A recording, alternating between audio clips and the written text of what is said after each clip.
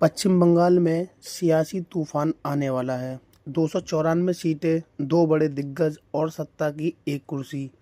बंगाल की 17वीं विधानसभा का कार्यकाल 7 मई 2026 को खत्म होगा और उसमें पहले अप्रैल मई में मतदाता फैसला सुनाएंगे। 2021 में क्या हुआ था याद कीजिए। ममता बनर्जी ने लगातार तीसरी बार सत्ता हासिल की। टीएमसी ने 213 सीटें जीती, बीजेपी को मिली सिर्फ 77 सीटें। हालांकि वो राज्यों में सबसे बड़ा विपक्ष बनकर उभरी, लेकिन इस बार बीजेपी ने कसम खाई है 148 का जादुई आंकड़ा पार करना है। बीजेपी की तैयारी देखिए।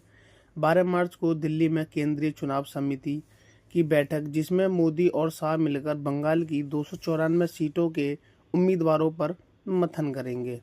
बीजेपी ने 11 सदस्यीय संकल्प समिति भी बना दी है, जिसका एकमात्र लक्ष्य है टीएमसी को सत्ता से उखाड़ना।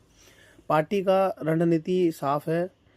उत्तर बंगाल में राजवंशी मतदाता और चाय बागान मजदूर, दक्षिण बंगाल में हिंदू बहुल सीटों पर आक्रामक अभियान और मुस्लिम बहुल 85 सीटों पर बीजेपी ने खुद माना है वहां टीएमसी की पकड़ मजबूत है। 2021 में इन सीटों में से टीएमसी ने 75 सीट जीत ली।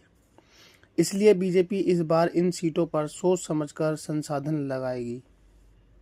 एक और बड़ा उलटफेर, कांग्रेस इस बार बंगाल में अकेले मैदान में उतरेगी। 294 सीटों पर बिना किसी गठबंधन के खड़के राहुल गांधी और राज्य नेतृत्व की बैठक के बाद यह फैसला लिया गया। यानी इंडिया गठबंधन बंगाल में बिखरा हुआ नजर आ रहा है और ममता बनर्जी वो चौथी बार सत्ता बचाने की जंग में है।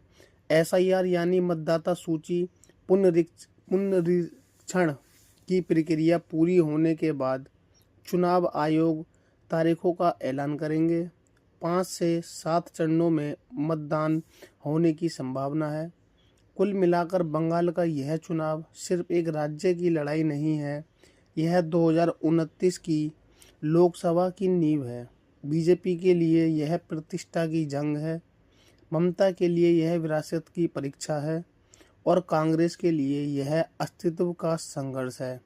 बंगाल का दंगल शुरू हो चुका है। जय हिंद, जय भारत।